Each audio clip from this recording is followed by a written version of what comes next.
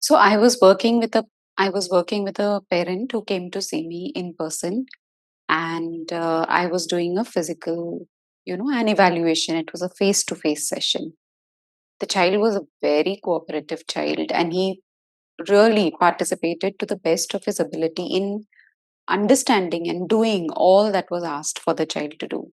So the child had a diagnosis of autism, and I was trying to evaluate and understand which are the areas that I need to work upon with my child, with the child in front of me. Initial few minutes were fine, and the child was cooperating, and mom was fine. Mom was regulated. And as passed by, and my evaluation was not yet over, and there were more pointers that I wanted to check. These parents had come to see me, they were not from my city, and they had come to see me from a far off place. And I wanted to evaluate as many things as possible so that I can give them the most effective program, and I can have a baseline evaluation data which I can use it the next time, maybe after 3 months or 6 months, whenever they meet me. So I was trying to do everything as much as possible. Now, what I observed was he was very calm, mom was very calm. But then, as time passed by, like 30, 40, 45 minutes, the child started getting restless. And when the child started getting restless, the pace at which his mom was talking became faster. So it was like, okay, you do this, and then I'll do this, and then I'll give it to you. And then, you know what, you'll also get this. And then, it's going to be over very soon. There was a very, very, very fast pace of talking. And not just that, but also I could sense a lot of anxiety. And this boy who was cooperating started becoming a little disorganized or dysregulated. So this boy felt what his mom was feeling, and his body and his, behavior mirrored mom's state, and he was not. He was also anxious. He was cooperating, but he was also anxious. And in that anxious state, my evaluation was getting I was not getting the accurate idea about where this child is because he was not performing to the best of his ability, which he can otherwise perform. So, this is where we got stuck. Why am I sharing this with you? Because if I speak too fast with my child, if I give too many instructions to a child, if I do not pause, if I'm like just going on talking, I know you'll get this, don't worry. You'll get this, don't worry. There was this small toy that I had, and this child wanted that toy. He called it doll, okay, which you pull it out and it vibrates. So this boy wanted that doll, and she said, yeah, you'll get this doll, but you first listen and you do this, and then this would happen, and then you do this.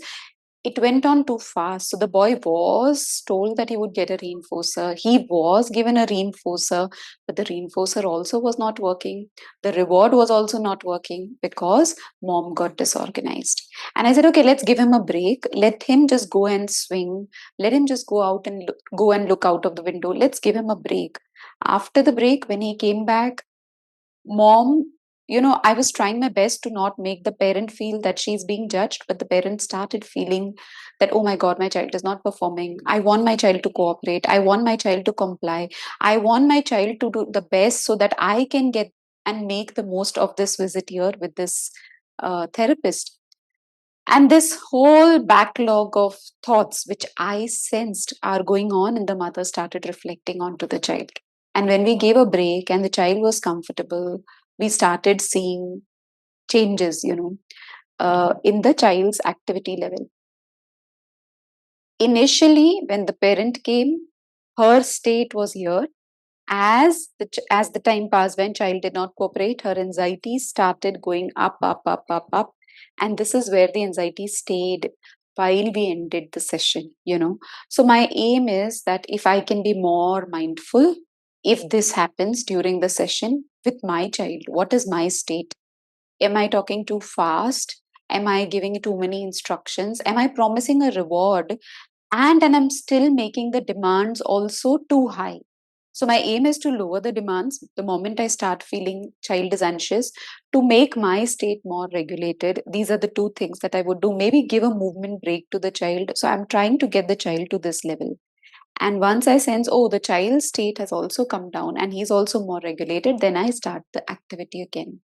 So it's a small tip that I had, an observation that I saw. and how I could use myself therapeutically.